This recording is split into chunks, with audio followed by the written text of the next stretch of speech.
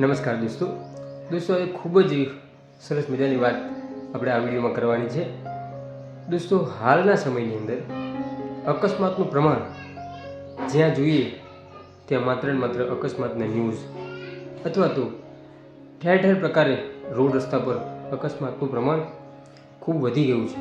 તો શું છે એવું કારણ અને શા માટે અકસ્માતનું આટલું પ્રમાણ વધી ગયું છે અને એને રોકવા માટે, એને ટાળવા માટે અકસ્માત સદંતર જેમ બને તેમ બંધ થાય એના માટે શું કરવું જોઈએ એ સમગ્ર વાત આજે આપણે આ વિડીયોમાં કરીશું. દોસ્તો, સૌપ્રથમ તો અકસ્માતના કારણો. અકસ્માત થવાના કારણોમાં આપણું ડ્રાઇવિંગ સેન્સ. ઘણીવાર ઘણા લોકો જોડે લાયસન્સ નથી હોતું છતાં લોકો પોતાનું વાહન લઈ અને રોડ રસ્તા પર નીકળી પડતા હોય છે. ઘણા લોકો જે હોય છે તે નશાની અંદર ડ્રાઈવ કરતા હોય છે. ઘણા લોકોને કોઈ નોલેજ હોતું નથી ડ્રાઈવ કરવાનું, છતાં કોઈ ને કોઈ પ્રકારે એ વ્યક્તિઓ ડ્રાઈવ કરતા હોય છે. અથવા તો ઘણીવાર ઓવર સ્પીડના કારણે ઘણીવાર ડ્રાઈવની અંદર તકલીફ થતી હોય છે. અથવા તો ગાડી પર કે પોતાની 2 વ્હીલ પર, 4 વ્હીલ પર પોતાનો ડ્રાઇવિંગ કંટ્રોલ ગુમાવી દેતા હોય છે. એને કારણે અકસ્માતો થતા હોય છે. ઘણીવાર પોતાની ગાડીનું એન્જિન ચાલુ હોવા છતાં અચાનક બંધ પડી જાય અને અકસ્માત સર્જાય છે. ઘણીવાર ટ્યુબ ટાયર ફાટવાથી કે ઘણા બધા એવા કારણોથી, ટેકનિકલ ઇસ્યુથી અકસ્માત થતા હોય છે.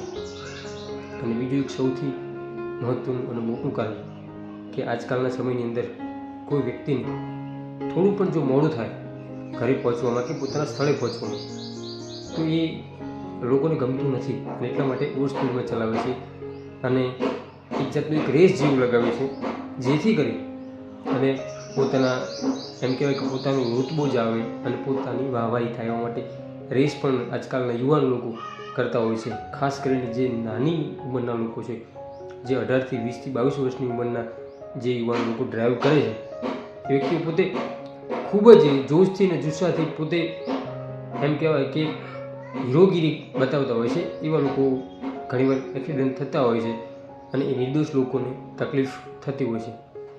દોસ્તો, આને નિવારવા માટે શું કરવું જોઈએ? સૌપ્રથમ તો આને નિવારણ કરવા માટે ગમે ત્યારે ગમે તે જગ્યાએ આપણે ડ્રાઈવ કરતા હોઈએ તો આપણે બધી બાજુ ધ્યાન આપી અને એકદમ કેરફુલી ડ્રાઈવ કરવું જોઈએ. સીટ બેલ્ટ ચોક્કસ યુઝ કરવું જોઈએ. આપણી પાસે 2 વ્હીલ કે 4 વ્હીલ જે ચલાવતા હોય એનું યોગ્ય સર્ટિફાઈડ લાયસન્સ હોવું જરૂરી છે.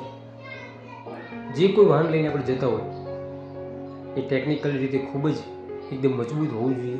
એની અંદર ક્યારેય કોઈ નાની મોટી ખામીઓ ન હોવી જોઈએ.